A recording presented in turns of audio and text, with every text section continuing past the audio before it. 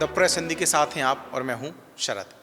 मैं अपनी बात को आगे बढ़ाऊं उससे पहले आपको एक सोशल मीडिया पोस्ट दिखाना चाहता हूं और ये पोस्ट है उत्तर प्रदेश के पूर्व मुख्यमंत्री और समाजवादी पार्टी के मुखिया अखिलेश यादव की। इस पोस्ट में लिखी एक इबारत और साथ में दो तस्वीरें आने वाले देश के राजनीतिक माहौल को लेकर बड़ा संकेत दे रही हैं। अखिलेश यादव ने इस पोस्ट में दो तस्वीरें पोस्ट की हैं,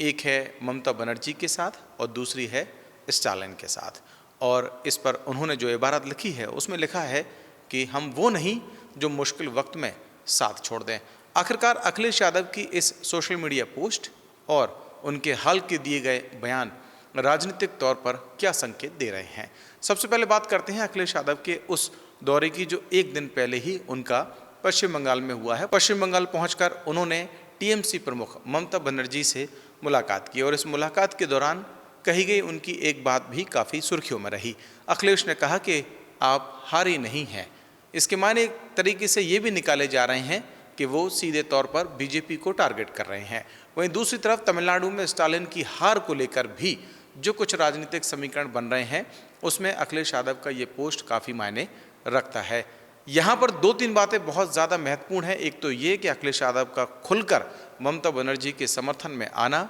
खड़े होना और बयान देना आखिरकार किस तरीके के जो राजनीतिक इशारे हैं वो कर रहा है। इसके लिए पूर्व में और अतीत में जो कुछ घटनाक्रम विपक्ष की एकजुटता को लेकर हुआ उस पर नज़र डालना होगा। दरअसल जो चुनाव पिछले हुए केंद्र के उसमें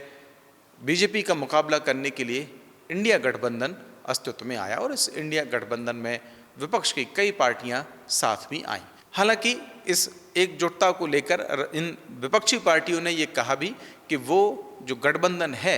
वो केंद्र की राजनीति को लेकर है, ना कि राज्यों की, क्योंकि राज्य की जो परिस्थितियां हैं वो अलग अलग हैं। हालांकि इस इंडिया गठबंधन को कुछ वक्त पहले तक, जब तक ये अपने अस्तित्व में सही मायने में था, ये दिख रहा था कि राहुल गांधी लीड कर रहे हैं। लेकिन जब ये चुनाव हुए और इस इंडिया गठबंधन की एकजुटता बिखरी तो फिर इस पर और राहुल गांधी के नेतृत्व को लेकर कहीं ना कहीं सवाल खड़े हुए। अब सवाल ये है कि जब केंद्र में बीजेपी की बम्पर जीत हो चुकी है, बंगाल का किला बीजेपी ने पहली बार जीत लिया है और फिर आने वाले जो किले हैं उनको जीतने की बीजेपी की तैयारी है, तो फिर उसमें उनका मुकाबला करने के लिए क्या अखिलेश यादव एक बड़े चेहरे के तौर पर सामने आ रहे हैं। ये बात मैं इसलिए भी कह रहा हूं क्योंकि पश्चिम बंगाल में जो चुनाव हुआ उस चुनाव में कांग्रेस और टीएमसी के बीच में जिस तरीके की राजनीतिक खींचतान देखने को मिली उससे कहीं ना कहीं ये इशारे मिल रहे हैं कि ममता बनर्जी का जो सॉफ्ट कॉर्नर है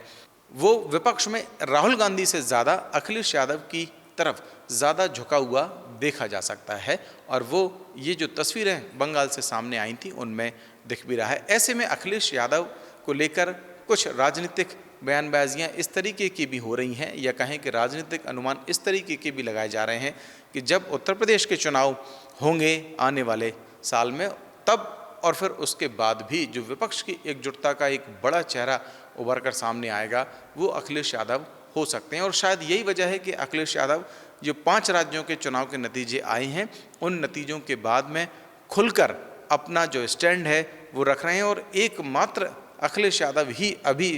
सामने है जो अपने स्टैंड को इस तरीके से भी साफ कर रहे हैं कि वो अगर ममता बनर्जी के घर जाते हैं तो ये साफ है कि वो ममता बनर्जी के साथ खड़े हैं। अगर वो स्टालिन को लेकर कोई सोशल मीडिया पोस्ट करते हैं तो फिर वो साफ करते हैं कि वो स्टालिन के साथ भी खड़े हैं और फिर जब वो सोशल मीडिया की कोई पोस्ट करते हैं तब भी ये साफ होता है कि वो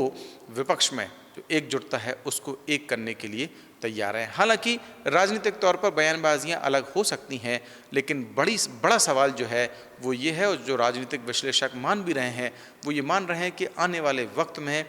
अगर विपक्ष की एकजुटता का कोई नया स्वरूप भी सामने आता है इंडिया गठबंधन से इतर तो उसमें अखिलेश यादव की महत्वपूर्ण भूमिका हो सकती है। और अगर ऐसा हुआ तो फिर सवाल ये भी होगा कि क्या राहुल गांधी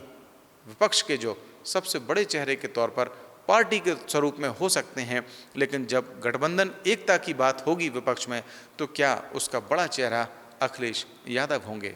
इस विषय पर अगर आपकी भी कोई राय है तो कमेंट सेक्शन में आके हमें बता सकते हैं और अगर अभी तक आपने द प्रेस हिंदी को लाइक और सब्सक्राइब नहीं किया है तो अभी करें और मुझे दें इजाज़त। नमस्कार।